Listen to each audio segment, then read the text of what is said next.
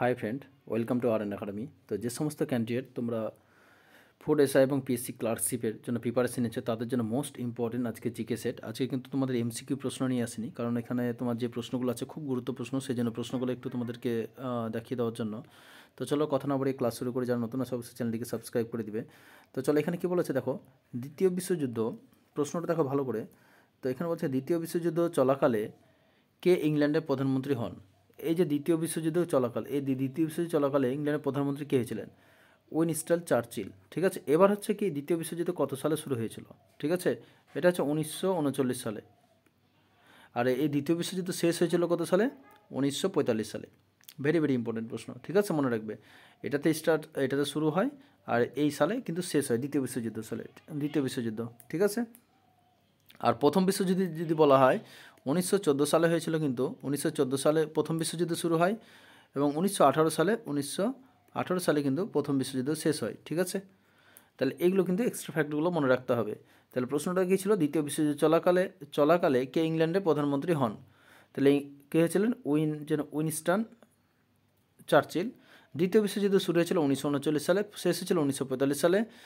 আর এটা প্রথম বিশ্বযুদ্ধ হয়েছিল 1914 সালে আর শেষ হয়েছিল 1918 সালে। ঠিক আছে, চলো নেক্সট প্রশ্ন দেখো, কত সালে ক্রিপস দৌত ভারতে আসেন? এই যে ক্রিপস মিশন, ঠিক আছে, পরীক্ষাতে পরে ক্রিপস দৌত বা ক্রিপস মিশন আসে। তো কত সালে ক্রিপস দৌত ভারতে আসেন? 1942 সালে। ভেরি ভেরি ইম্পর্টেন্ট প্রশ্ন। তাহলে 1942 সালে ক্রিপস মিশন কিন্তু ভারতে আসেন। তারপর নেক্সট খুব ইম্পর্টেন্ট প্রশ্ন, ভারত ছাড়া আন্দোলন আর কি নামে খ্যাত? এই যে ভারত ছাড়া আন্দোলন, ঠিক আছে, ভারত ছাড়া আন্দোলন গান্ধীজি বলেছিল করবো অথবা মরবো, হয়তো ইংরেজদেরকে তাড়াবে, নাহলে নিজে থাকবে না, এরকম একটা যাই মন্তব্য করেছিলেন, ডু অর ডাই। তো ভারত ছাড়া আন্দোলন আর কি নামে খ্যাত? এই যে ভারত ছাড়া আন্দোলন কত সালে হয়েছিল? ঠিক আছে, 1942 সালে। ভেরি ভেরি ইম্পর্টেন্ট প্রশ্ন। 1942 সালে কিন্তু ভারত ছাড়া আন্দোলন হয়েছিল। এই আন্দোলনটা কী নামে খ্যাত? আগস্ট আন্দোলন, বিদ্রোহ বা 42-এর আন্দোলন। ঠিক আছে, আগস্ট বিদ্রোহ বা 42-এর আন্দোলন, এটা কিন্তু মনে রাখবে, খুব ইম্পর্টেন্ট প্রশ্ন। তাহলে ভারত ছাড় আন্দোলন আর এটা কী নাম হচ্ছে? 42-এর আন্দোলন বা আগস্ট বিদ্রোহ। ঠিক আছে, মনে রাখবে, এগুলো কিন্তু খুব রিপিটেড প্রশ্ন। ঠিক আছে, তারপর নেক্সট আর একটা দেখো, দাগ দেওয়া আছে এখানে, প্রশ্ন কী আছে দেখো, ভারত ছাড়া আন্দোলনের সময় পশ্চিমবঙ্গে কোথায় স্বাধীন জাতীয় সরকার প্রতিষ্ঠিত হয়? এই যে স্বাধীন জাতীয় সরকার প্রতিষ্ঠিত হয় কোথায়? পশ্চিমবঙ্গে। ভারত ছাড়া আন্দোলনের সময় পশ্চিমবঙ্গে কোথায় স্বাধীন ভারতীয় সরকার প্রতিষ্ঠিত হয়? কোথায় হয়েছিল? মেদিনীপুর জেলায় তমলুকে। তোমরা জানো তমলুক ওই দীঘার আশেপাশে। তো মেদিনীপুর জেলায় তমলুকে কিন্তু পশ্চিমবঙ্গের স্বাধীন জাতীয় সরকার কিন্তু প্রতিষ্ঠিত হয়েছিল। ঠিক আছে, চলো নেক্সট প্রশ্ন চলো। তারপর নেক্সট খুব ইম্পর্ট্যান্ট প্রশ্ন কী আছে দেখো, আজাদ হিন্দ ফৌজ প্রথম কার দ্বারা সংগঠিত হয়? এই যে আজাদ হিন্দ ফৌজ কার দ্বারা সংগঠিত হয়েছিল? ঠিক আছে, ভেরি ভেরি ইম্পর্টেন্ট প্রশ্ন। কার দ্বারা? রাসবিহারী বসু। ঠিক আছে, তাহলে আজাদ হিন্দ ফৌজ প্রথম কার দ্বারা সংগঠিত হয়? তাহলে রাসবিহারী বসুর সঙ্গে কিন্তু সংগঠিত হয়। ঠিক আছে, very very important, Rashbehari Bose. তারপর নেক্সট প্রশ্ন দেখো, আজাদ হিন্দ বাহিনী প্রথম প্রধান সেনাপতি কে হন? তা আজাদ হিন্দ বাহিনী প্রথম প্রধান সেনাপতি কে হন? ক্যাপ্টেন মোহন সিং। ঠিক আছে, তা আজাদ হিন্দ বাহিনী প্রথম প্রধান সেনাপতি কে হন? Captain Mohan Singh. Very very important প্রশ্ন। ঠিক আছে, তাহলে আজাদ হিন্দ বাহিনী প্রথম প্রধান সেনাপতি কে হন? ক্যাপ্টেন মোহন সিং। ঠিক আছে, তারপর নেক্সট প্রশ্ন চলো। তারপর নেক্সট দেখো কি আছে,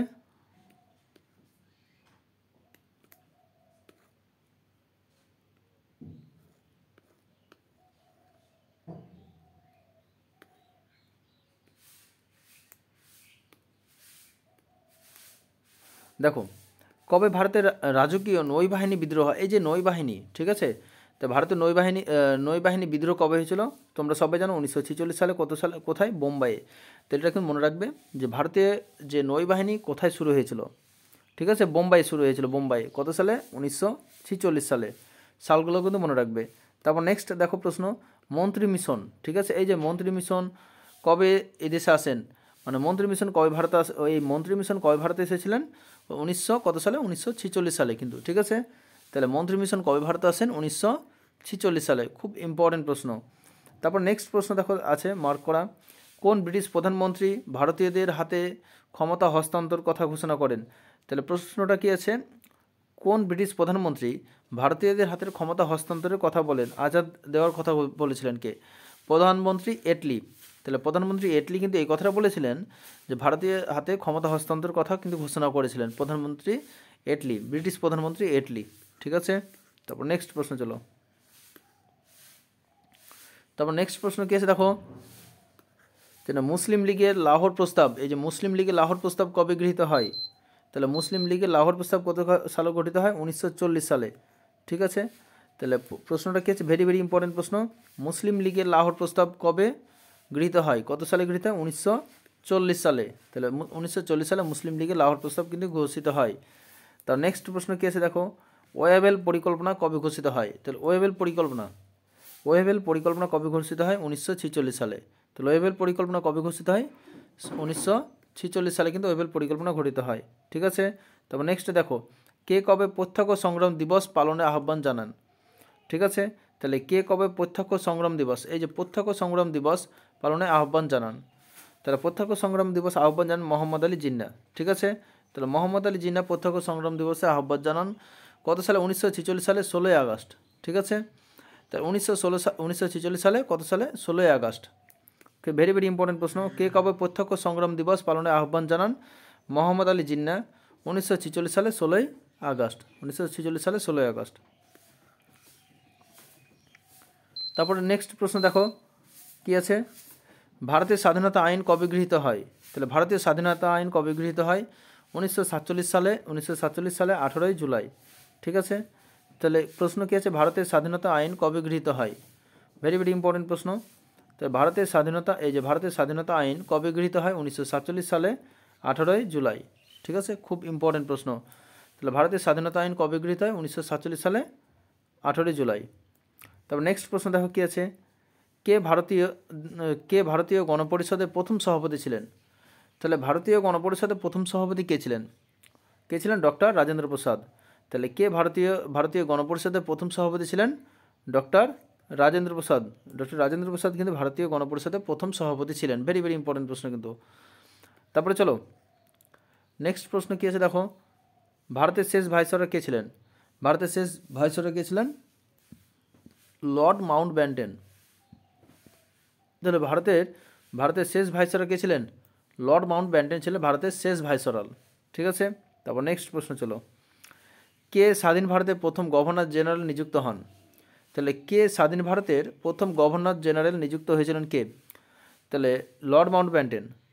তাহলে এখানে কিন্তু দেখো প্রশ্নটাকে ভালো করে দেখবে, কে স্বাধীন ভারতের প্রথম গভর্নর জেনারেল, এখানে কিন্তু ভারতীয় বলেনি। ঠিক আছে, আর এখানে দেখো ভারতের শেষ ভাইসরয় যদি বলা হয় লর্ড মাউন্টব্যাটেন, আর এখানে যদি বলছে কে স্বাধীন ভারতের প্রথম গভর্নর জেনারেল নিযুক্ত হন? Lord Mountbatten. ঠিক আছে, যদি এখানে প্রথম গভর্নর ভারতীয় গভর্নর যদি বলতো তাহলে কি হতো? চক্রবর্তী রাজাগোপালাচারী। এখানে কিন্তু একটু মনে রাখবে। ঠিক আছে, তো আরও প্রশ্ন আছে, সেগুলো আমরা নেক্সট ভিডিওতে আলোচনা করবো। আজকের ভিডিওটা এই পর্যন্তই। ধন্যবাদ।